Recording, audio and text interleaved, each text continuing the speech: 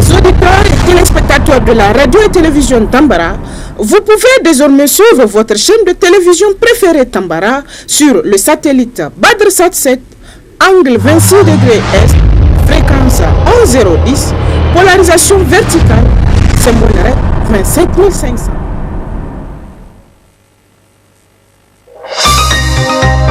Suivez le journal avec STM Transport Voyageurs. Une nouvelle façon de voyager.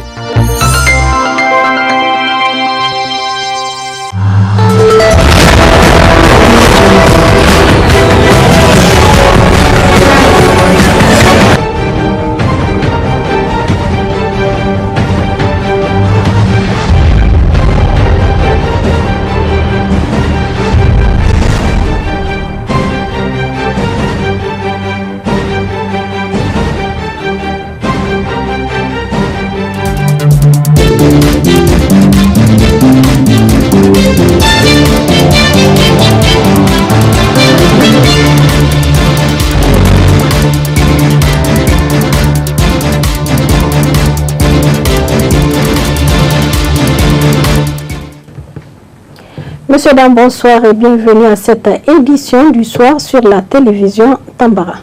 Nous débutons ce journal par cette note négrologique.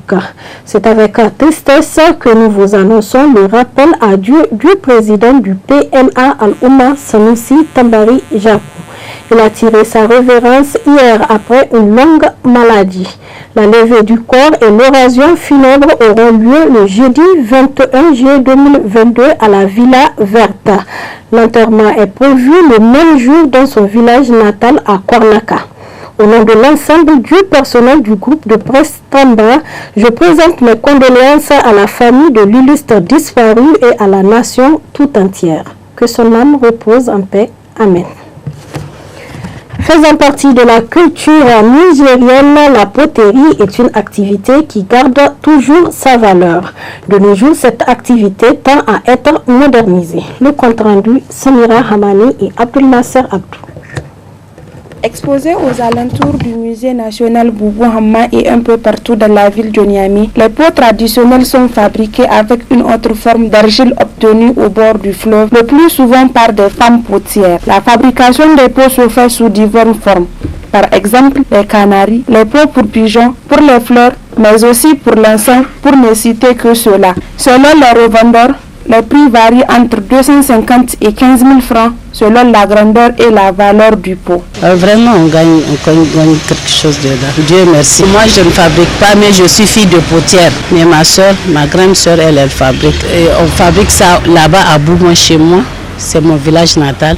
On fabrique ça là-bas, donc j'achète et ma soeur aussi, elle fait pour elle et elle m'envoie. Les Nigériens sont les plus grands clients, mais parfois les expatriés, ils viennent acheter. Il y a d'autres qui viennent acheter pour aller décorer eux-mêmes.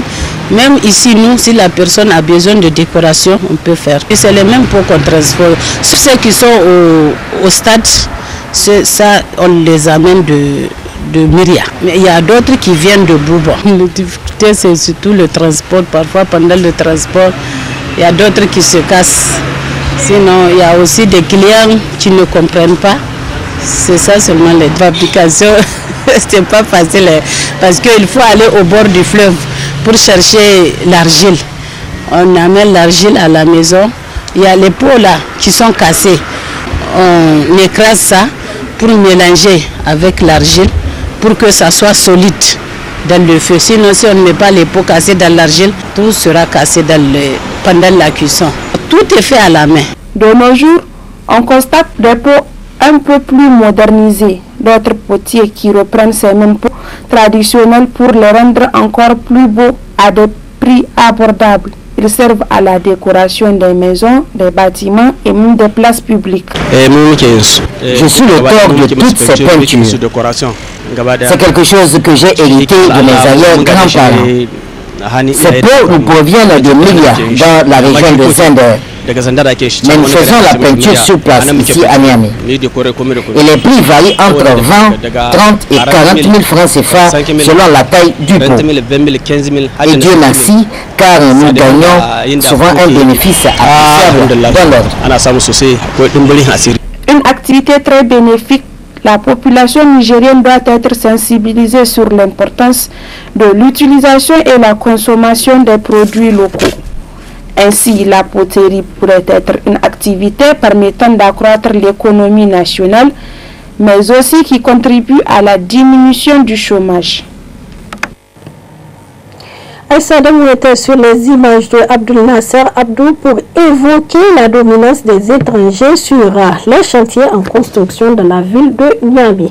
Qu'est-ce qui explique cette dominance des côtiers? Suivez plutôt. Au Niger, le constat de l'étrange influence du choix des manœuvres côtiers dans les chantiers en construction n'est pas un fait de hasard, nous explique un superviseur de nationalité nigérienne.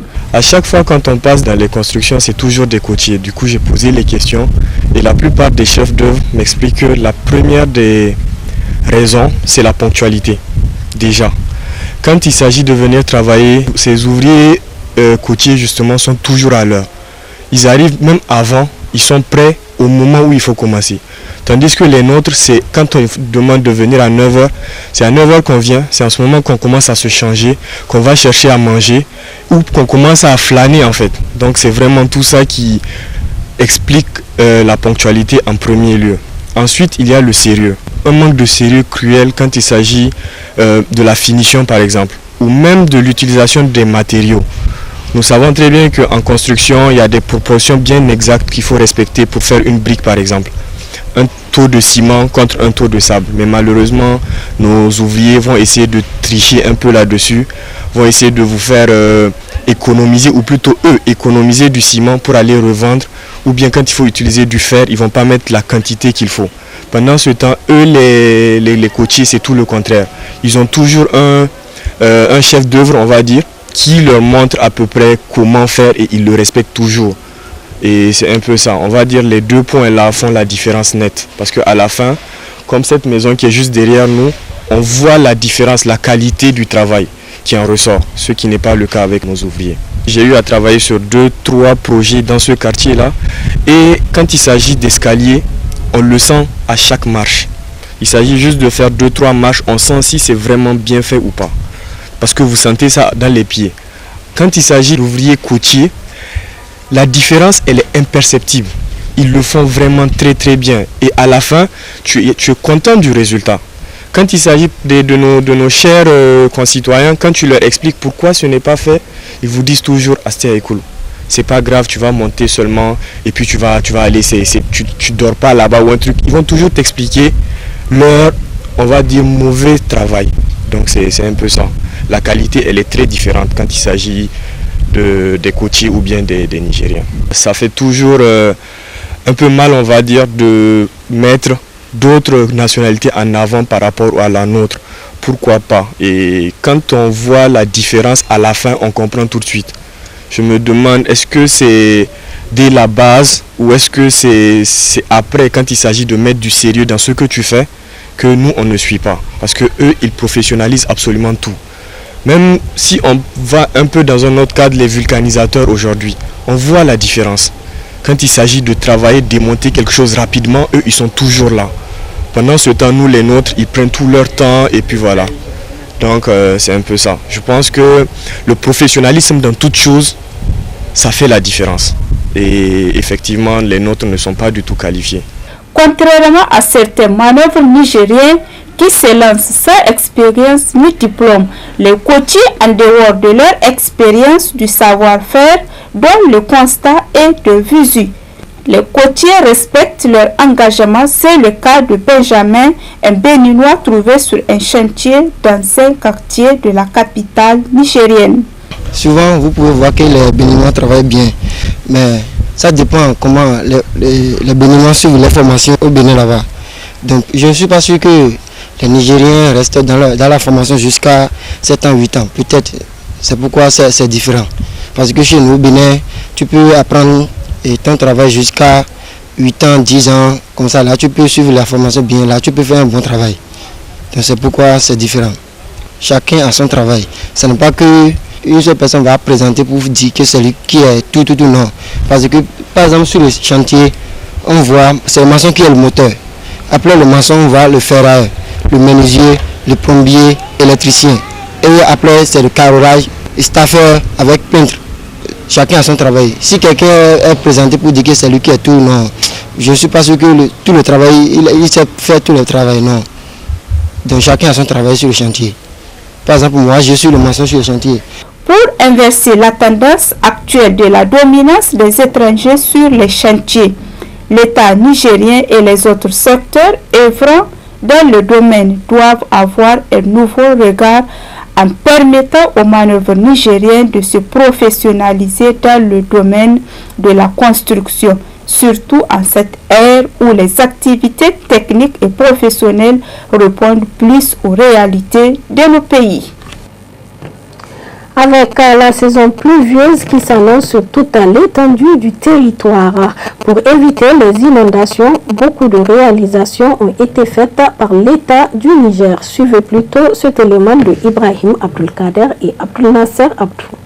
On s'en souvient tous des inondations ayant occasionné beaucoup de sans-abri, mais également beaucoup de dégâts pour la population riveraine du fleuve. Pour cette année, des dispositions ont été prises par l'autorité communale, comme le montrent ces images, pour pallier à ce problème. Nous explique également le chef du village de Nogaré à l'occasion de cette saison hivernale qui s'annonce à grande pompe. La première visite au président de la République, son Excellence El Bazoum Mohamed, a rendu derrière le fleuve, c'était pour venir s'enquérir de l'état de la digue de protection de la berge du fleuve.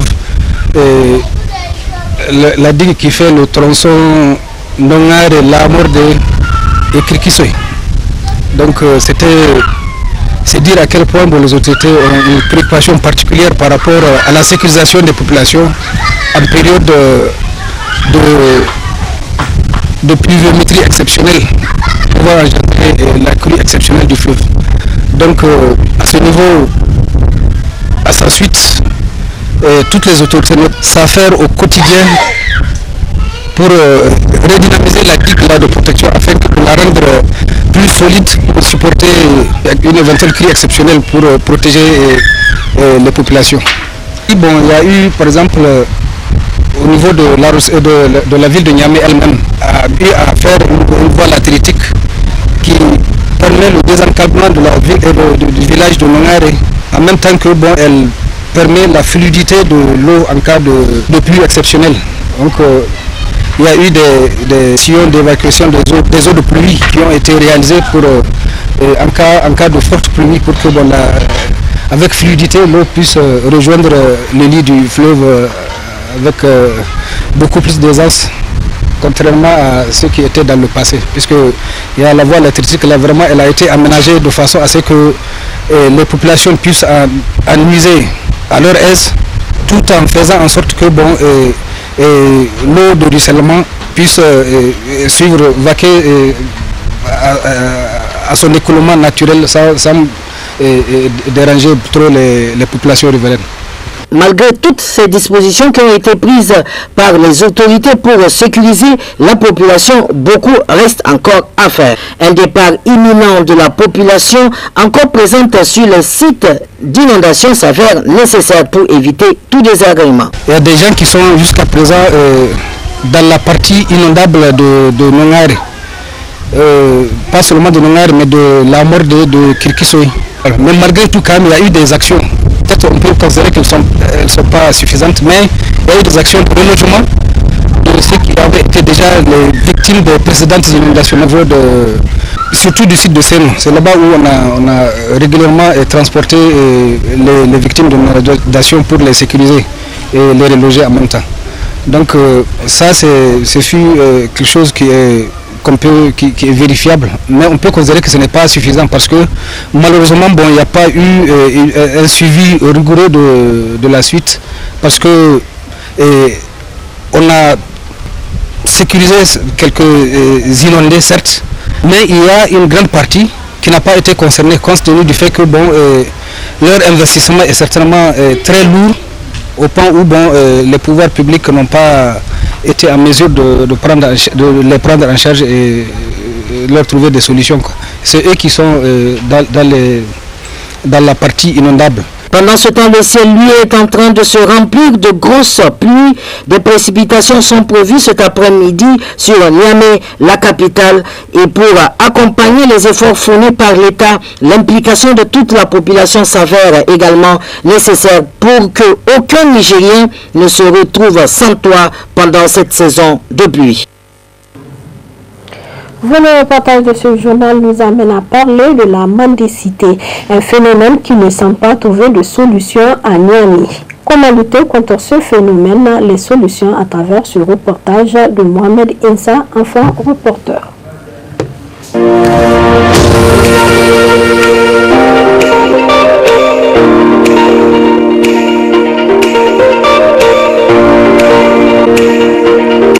Inda iyalina an tallaba mini da abin da zan ci in sha sai in bar iyalina a koya musu ilimi.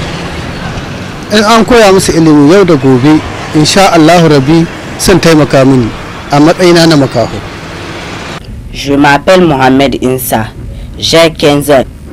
Chaque jour en partant à l'école, je constate que les enfants font partie du décor de Niamey, la capitale du Niger. Leur nombre dans les rues semble pour tout le monde un échec à lutter contre la mendicité des enfants. Comment mettre fin à la mendicité des enfants? Et que faut-il pour réussir ce pari? La question est simple. Les parents doivent jouer leur rôle, notamment ce droit et ce devoir que leur confère aussi notre Constitution à travers l'article 23. Ils doivent veiller à l'éducation et à la protection de leurs enfants. L'État et les collectivités doivent aussi faire en sorte que l'éducation soit de qualité et gratuite, mais ils doivent aussi lutter contre l'abandon et l'exploitation. Autrement dit, ces enfants que vous voyez dans la rue, certains sont exploités, mais les services de l'État ne réagissent pas promptement pour sanctionner les auteurs de ceux qui utilisent ces enfants. Il faut mettre beaucoup de ressources dans les secteurs sociaux de base. Il faut que chaque enfant puisse être à l'école. Que le gouvernement respecte son engagement en disant qu'il y a une obligation, une gratuité de l'éducation jusqu'à l'âge de 16 ans. Ceux qui n'arrivent pas à tenir jusqu'à l'âge de 16 ans doivent aller dans des centres de formation professionnelle au métier. Et en ce moment-là, il faut aussi mettre les moyens conséquents. Il faut aider les parents à travers, en tout cas, une aide sociale. Il y a beaucoup de filets sociaux. Il faut choisir les parents, non pas selon des colorations politiques, mais selon le degré de vulnérabilité.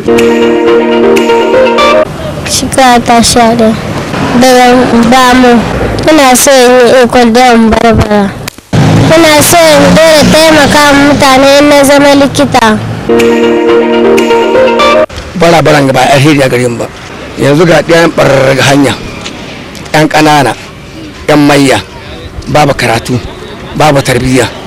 Wanga lahin gwamnatina, gwamnati isa ma'aikanta, ya kwakwai ya gare shi, ‘yan sanda, sozawa, ai ta kama ‘yan bara. A buɗe abubuwan togara kakan ga, ai su noman rani. In ba ka da aiki, gwamnati akwai gona gare shi. Il faut d'abord préciser que le code pénal applicable au Niger a été précis par rapport à la mendicité. On dit que toute personne qui aura été trouvée mendiant dans un lieu public ou privé sera punie d'un emprisonnement de 3 mois à 6 mois. Donc il faut retenir que les personnes âgées de plus de 60 ans et les personnes infirmes ne seront pas sanctionnées pour cela. Donc la mendicité est une infraction dans ce pays. Et il faut reconnaître que la loi n'est pas appliquée, mais n'est pas aussi effectif, parce que tout simplement il y a des pesanteurs d'ordre social qui sont là. Aujourd'hui, il n'est un secret pour personne que la mendicité c'est un réseau, c'est une chaîne dans laquelle plusieurs personnes se retrouvent, à commencer par les marabouts. Et c'est cela qui choque, parce que tout simplement aujourd'hui notre religion trouve, ou bien notre mentalité trouvera trop gauche le fait d'arrêter un marabout ou d'arrêter un parent parce que tout simplement son enfant s'est né à mendier. Vous n'êtes pas sans le savoir également que la religion musulmane, la mauvaise interprétation des règles religieuses encourage la mendicité d'enfants. Donc tout cela concorde ou bien facilite la non-effectivité, ou bien si vous voulez la non-prise en compte ou bien la non-exécution de cette loi qui réprime la mendicité au Niger. Il y a des mécanismes de lutte. D'abord, il faut parler de la répression. On dit que tout parent qui laisse ou bien qui envoie ou bien qui exploite son enfant à la mendicité doit être sanctionné d'un emprisonnement allant de 6 mois à 1 an. Au-delà de la répression, l'État a le devoir de protéger les enfants à travers la scolarisation de l'enfant, à travers la prise en charge, non seulement l'éducation, le volet santé, mais également, surtout la protection. Les parents des enfants mendiants doivent être emprisonnés ou punis par la loi pour qu'ils arrêtent d'envoyer leurs enfants à la mendicité et les laissent à l'école étudier au lieu de traîner dans les rues et devenir des délinquants. Et nous sommes à la fin de ce journal. Merci de nous avoir suivis. Au revoir et à bientôt.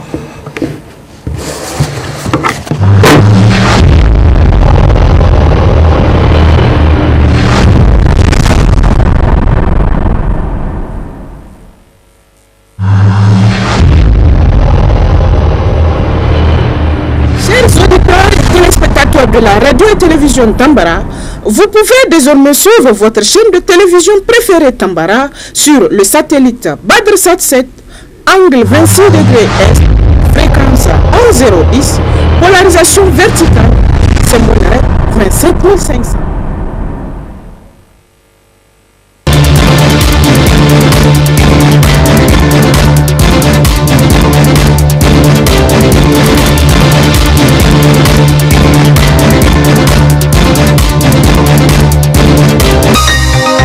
Ce journal vous a été présenté par STM Transport Voyageurs.